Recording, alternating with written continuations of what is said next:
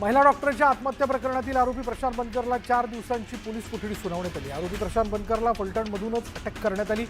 महिला डॉक्टरने सुसाईड नोटमध्ये प्रशांत बनकर याच्यावर छळाचा आरोप केला होता। महिला डॉक्टरची आत्महत्या गुरुवारी रात्री 10:30च्या सुमारास उघड झाली होती। तर आरोपी प्रशांत बनकरच्या कुटुंबियांनी त्याच्यावरील सर्व आरोप खोडून काढले। प्रशांत बनकर हा निर्दोष असून महिला डॉक्टरच त्याला सतत त्रास देत होती असा आरोप त्याच्या बहिणीने केला। महिला डॉक्टरच्या आत्महत्या प्रकरणातील मुख्य आरोपी गोपाल बदने अजूनही फरार आहे। गोपाल बदने याला पकडण्यासाठी पोलिसांची 5 पथकं रवाना करण्यात आलेली असून त्याचं शेवटचं लोकेशन पंढरपूर असल्याची माहिती समोर आली। दरम्यान मुख्यमंत्री देवेंद्र फडणवीसांनी महिला डॉक्टरच्या आत्महत्या प्रकरणात कोणालाही सोडणार नसल्याचं म्हटलं, तर विरोधकांनी राजकारण करू नये असं म्हणत त्यांनी टीका केली। फलटणमध्ये आत्महत्या केलेल्या महिला डॉक्टरच्या कुटुंबियांचे आमदार प्रकाश सोळंके यांनी भेट घेतली आणि यावेळी त्यांनी कुटुंबियांचं सांत्वन केलं। दरम्यान या प्रकरणातील दोषींवर कठोर कारवाई करण्याची मागणी आपण करणार असल्याचं सोळंके यांनी म्हटलं। फलटणच्या महिला डॉक्टर आत्महत्या प्रकरणात मोठा अपडेट समोर आलेले आरोपी बनकर आणि डॉक्टरमध्ये वाद झाला होता आणि त्या वादामुळे डॉक्टर राहत असलेल्या घराला बनकरने कुलूप लावलं। घर नसल्यानं डॉक्टरनं हॉटेलवर राहण्याचा निर्णय घेतला। डॉक्टर महिला आत्महत्या प्रकरणात बनकर कुटुंबाने आरोप केल्यानंतर महिला डॉक्टरच्या कुटुंबाने त्याला प्रत्युत्तर दिलंय। तर हातावरती नाव घेतलेल्या सर्व आरोपींना कठोरात कठोर शिक्षा झाली पाहिजे, त्यांच्यावर कारवाई करा अशी मागणीही कुटुंबाने केली आहे। फलटणमधील महिला डॉक्टरच्या आत्महत्या प्रकरणात एका खासदाराचंही नाव समोर आलंय। मयत डॉक्टरच्या कुटुंबियांसह विरोधकांनी थेटपणे यात भाजपचे माजी खासदार रणजितसिंह नाईक निंबाळकरांचं नाव घेतलं। यावरनं विरोधक आणि सत्ताधाऱ्यांमध्ये जुंपल्याचं पाहायला मिळतं। फलटणमधील डॉक्टर आत्महत्या प्रकरणी आयजी सुनील फुलारी यांच्याकडून सातारा पोलिसांची झाडाझडती घेण्यात आली। प्रकरण योग्य पद्धतीने हाताळलं नसल्यानं आयजींनी अधिकाऱ्यांना सुनावलं असल्याची माहिती न्यूज 18 लोकमतला सूत्रांनी दिली आहे।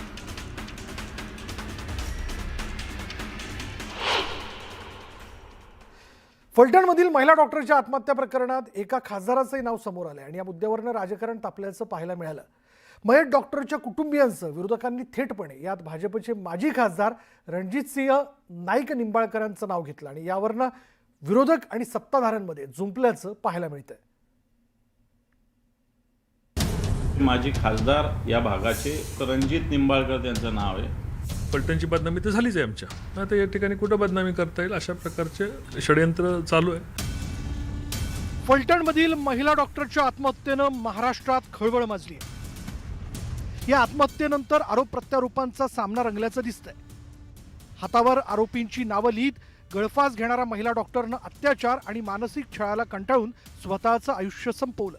यात एका खासदाराचा उल्लेख असल्यानं राजकारण तापतंय। पीएच्या मोबाईलवरून खासदारांना संपर्क साधत आरोपींचे रिपोर्ट बदलण्याकरता दबाव आणल्याचं मृत महिला डॉक्टरनं सांगितलंय। याच मुद्द्यावरून आता विरोधकांनी भाजपचे माजी खासदार रणजितसिंह नाईक निंबाळकरांवर आरोप केल्याचं पाहायला मिळतंय। राजेंद्र शिंदे आणि नाग टिळक नावाचे त्यांचे पीए आहेत, यांच्या फोनवर हे माजी खासदार त्या दिवशी डॉक्टरशी बोललेले आहेत आणि बोलण्याचा कशासाठी बोलले तर एक वाहतूकदार आहेत जो बीडचाच आहे, फीड अनफीड देण्याच्या विषयी बीडच्या नावाने त्यांना हिनवलं सुद्धा। मयत महिला डॉक्टरच्या पत्रामधून माजी खासदारांचा उल्लेख झालाय आणि आता विरोधकांनीही आरोपांची झोड उठवली आहे। पण निंबाळकरांनी मात्र हे आरोप फेटाळलेत। डॉक्टरच्या आत्महत्येशी आपला काहीच संबंध नसल्याचं सांगत विरोधक आत्महत्येचंही राजकारण करत असल्याचा पलटवार निंबाळकरांनी केला।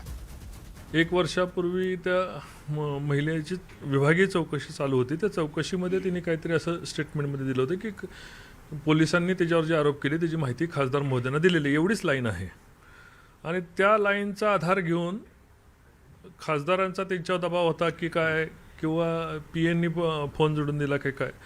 आम्ही हजारो लोकांना आम्ही लोकप्रतिनिधी फोन करत असतो आणि त्याच्यामध्ये माहिती कोणाकडून घेतली तर त्यात गैर काय नाही, पण मला माहिती नाही की मी फोन केला होता किंवा बोललोय की नाही। हा एक या काही काळापूर्वीची घटना आहे। दरम्यान राज्याचे मुख्यमंत्री देवेंद्र फडणवीसांनीही या प्रकरणात दोषी असणाऱ्यांना सोडणार नसल्याचं विधान केलंय। कोणालाही सोडलं जाणार नाही। विरोधी पक्षाच्या वतीनं जाणीवपूर्वक याला राजकीय रंग देण्याचा प्रयत्न होतोय, हे करणं काही योग्य नाहीये. मी एवढं स्पष्ट सांगतो की डायरेक्टली किंवा इनडायरेक्टली कोणीही याच्यामध्ये इन्व्हॉल्व आहे असा पुरावा मिळाला तर आम्ही सोडणार नाही, पण राजकारण करू नका. फलटणच्या महिला डॉक्टरच्या आत्महत्येनं अनेक सवाल उपस्थित झाले. डॉक्टरनं केलेला दावा जर खरा असेल तर रणजित सिंह नेमक्या कोणत्या प्रकरणात डॉक्टरवर दबाव टाकत होते? पोलीस आणि आरोग्य यंत्रणेनं मयत डॉक्टरच्या तक्रारींची दखल का घेतली नाही? असे अनेक प्रश्न अनुत्तरित आहेत. महिला डॉक्टरच्या आत्महत्येचं कोडं सुटण्यासाठी या प्रश्नांची उत्तरं मिळणं गरजेचं आहे. त्यामुळं आता महिला डॉक्टरचा बळी गेल्यानंतर तरी पोलीस आणि प्रशासन याकडे गांभीर्यानं लक्ष देईल ही अपेक्षा. शरद जाधव, न्यूज 18 लोकमत, मुंबई. आता यानंतर पुन्हा एकदा बघणार आहोत सुपरफास्ट 100. मुरलीधर मोहोळ यांनी पहिल्यांदा जैन बोर्डिंग इथे जाऊन जैन मुलींची भेट घेतली. तिथे जैन मुली आणि मुरलीधर मोहोळ यांच्यात चर्चा झाली. मोहोळांनी जैन समाजाला अपेक्षित असा निर्णय घेण्यात येणार असल्याचं म्हटलं. मोहोळ यांनी जैन मुलींची भेट घेतल्यानंतर जैन समाज चांगलाच आक्रमक झाल्याचं पाहायला मिळालं. मोहोळ यांच्या समोरच जैन समाजाने जोरदार घोषणाबाजी केली. त्यामुळे मोहोळांना जैन समाजाच्या रोषाचा सामना करावा लागला. त्यानंतर मोहोळ यांनी काढता पाय घेतला. जैन मुलींसोबत सकारात्मक चर्चा झाली, मात्र 2 लोक सोडलेली त्यांनी घोषणाबाजी केली असा आरोप केंद्रीय राज्यमंत्री मुरलीधर मोहोळ यांनी केला.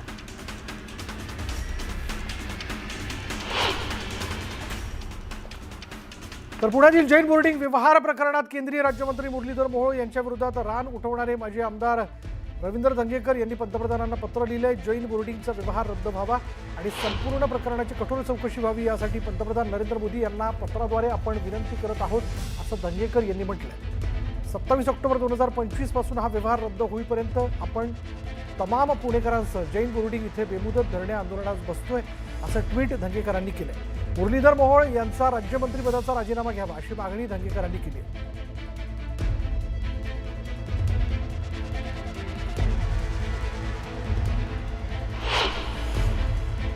रवींद्र धंगेकर यांनी एक्सवर काय पोस्ट केली बघा. जैन बोर्डिंगचा व्यवहार रद्द व्हावा आणि प्रकरणाची कठोर चौकशी व्हावी यासाठी देशाचे पंतप्रधान नरेंद्र मोदींना पत्राद्वारे विनंती करतोय.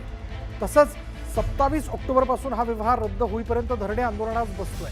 जैन बोर्डिंगचा व्यवहार रद्द होण्याबरोबरच समाजातील मंदिरे, देवस्थानच्या जागा हडप करणाऱ्या टोळींवर कठोर कारवाई व्हावी यासाठी या प्रकरणाची निपक्षपातीपणे चौकशी होणं गरजेचं आहे. निपक्षपाती चौकशी तेव्हा शक्य आहे जेव्हा मुरलीधर मोहोळ राजीनामा देतील, कारण त्यांच्या केंद्रीय मंत्रिपदाच्या प्रभावाखालीच हा गैरव्यवहार घडला. मी आज मुरलीधर मोहोळांच्या मंत्रिपदाच्या राजीनाम्याची मागणी करतोय. मुरलीधर मोहोळांच्या राज्यमंत्रीपदाचा राजीनामा घ्यावा अशी मागणी करतोय असं त्यांनी म्हटलं.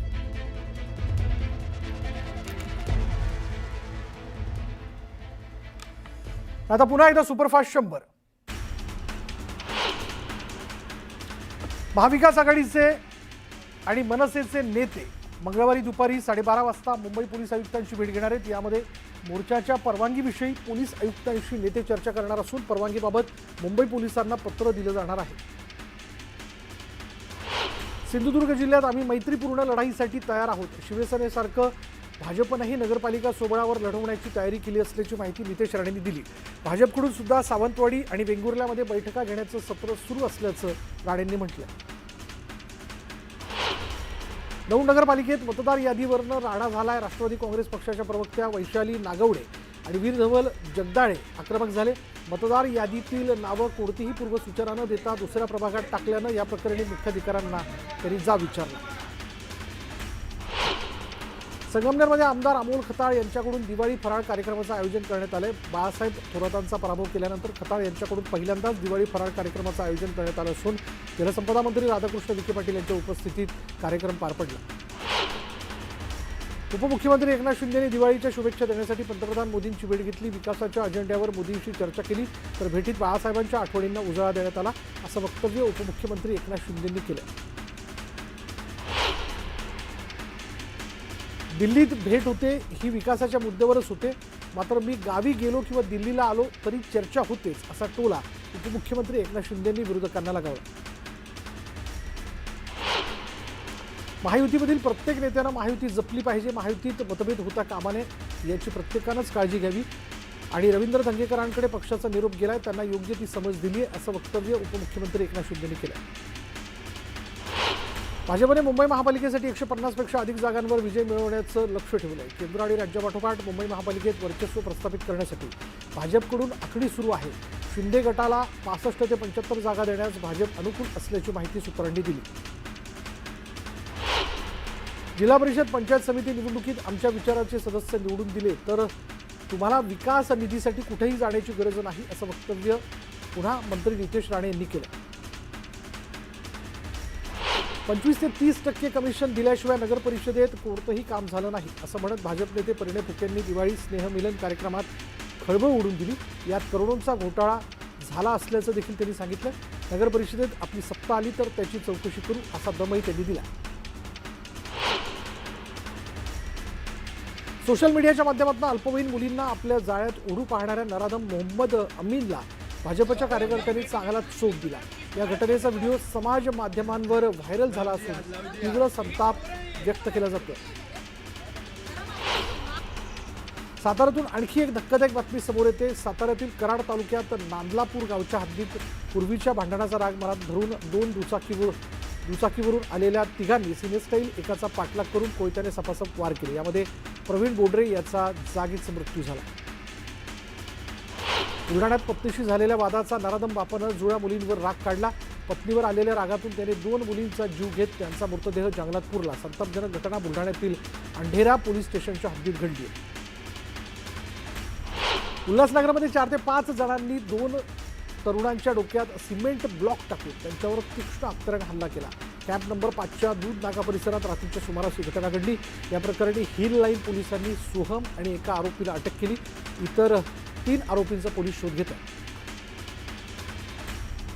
मुंबई पुणे एक्सप्रेसवेवर भरधाव कारचा अपघात झाला. वाहन चालकाचं नियंत्रण सुटल्यानं कार डिवायडरवर धडकल्यानं अपघात झाला. सुदैवानं यात कुणीही जखमी झालं नाही. मुक्ताईनगर तालुक्यातील सालबर्डी परिसरात कंटेनरवरील नियंत्रण सुटल्यानं तब्बल 30 फूट खाली कोसळलेलं आहे. पुलाखाली चिखल असल्यानं चालक आणि क्लीनर सुदैवानं बचावले.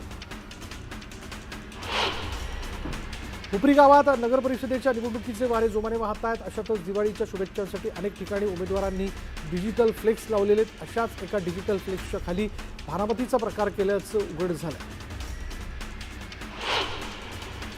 उरुळी कांचन परिसरात काही दिवसांपूर्वी घडलेल्या 20 वर्षीय तरुणीचा खुनाचा प्रकार जो होता त्या खुनाच्या प्रकरणातील आरोपीला अटक करण्यात आल्यानंतर पोलिसांनी आरोपीची गावातून धिंड काढली. या कारवाईमुळे गावात एकच खळबळ उडाली असून नागरिकांनी पोलिसांचं जोरदार स्वागत केलं. मुंबईतील 50 लाखांच्या MD ड्रग्ज प्रकरणातील फरार आरोपीला बारामती तालुका पोलिसांकडून अटक करण्यात आली आहे. NDPS कायदा 1985 अंतर्गत तसंच अन्य कलमांतर्गत गुन्हा नोंदवण्यात आलेला. जालन्यात नीलगाईनं धडक दिल्यानंतर अपघात होऊन दुचाकीनं पेट घेतला. या अपघातात दुचाकी जळून खाक झाली आहे तर दुचाकीवर असणारा व्यक्ती गंभीर जखमी झाला. हिंगोलीच्या वसमत आणि कळमनुरी तालुक्यातील काही गावात दुपारी 3:37 भूकंपाचे सौम्य धक्के बसलेत आणि या भूकंपामुळे कुठलीही हानी झाली नसल्याची माहिती प्रशासनानं दिली. पूरग्रस्त शेतकऱ्यांना येत्या 15 दिवसात मदत मिळणार असल्याचं आश्वासन दिलंय आणि दिवाळीपूर्वी सरकार मदत करणार असं आश्वासन मुख्यमंत्र्यांनी दिलं होतं. पण ते आश्वासन तांत्रिक कारणामुळे पूर्ण झालं नाही आणि याबाबत त्यांनी दिलगिरी व्यक्त केली. मुंबई गोवा महामार्गावर पुन्हा एकदा ओंकार हत्तीचा धुमाकूळ पाहायला मिळाला. ओंकार हत्ती आज चक्क झारा पत्रादेवी मार्गावरील इन्सुली इथे दाखल झाल्यानं काही काळ वाहतुकीला अडथळा निर्माण झाला. हिंगोली शहरातील महावीर भवन इथे राष्ट्रीय चर्मकार महासंघाकडून महिला मेळाव्याचं आयोजन करण्यात आलं होतं. या महिला मेळाव्याला माजी मंत्री बबनराव घोलप यांच्यासह आमदार संतोष बांगर, आमदार चंद्रकांत नवघरे यांनी उपस्थित राहून मार्गदर्शन केलं. या मेळाव्यात मोठ्या संख्येनं चर्मकार समाज बांधव आणि महिला सहभागी झाल्या होत्या. राज्यातील मुख्याध्यापक संघाचे 64वे वार्षिक शैक्षणिक अधिवेशन कराड इथे वेणुताई चव्हाण महाविद्यालयात पार पडलं. या अधिवेशनाचं उद्घाटन पालकमंत्री शंभूराज देसाई आणि माजी सहकार मंत्री बाळासाहेब पाटील यांच्या हस्ते झालं. साताऱ्यातील कास तलावात नगरपालिकेच्या वतीनं नव्यानं नौका विहार सुरू करण्यात आलाय. राज्याचे सार्वजनिक बांधकाम मंत्री शिवेंद्रसिंहराजे भोसले यांच्या हस्ते नौका विहारचा शुभारंभ करण्यात आला. यावेळी मोठ्या संख्येनं सातारकर उपस्थित होते. 3 दिवसांच्या विश्रांतीनंतर बदलापुरात पुन्हा एकदा अवकाळी पावसानं हजेरी लावली. कडाक्याच्या उन्हामुळे तापमानात वाढ झाल्यानं उकाड्यानं नागरिक हैराण झाले होते. मात्र या पावसानं हवेत गारवा पसरल्यानं नागरिकांना दिलासा मिळाला.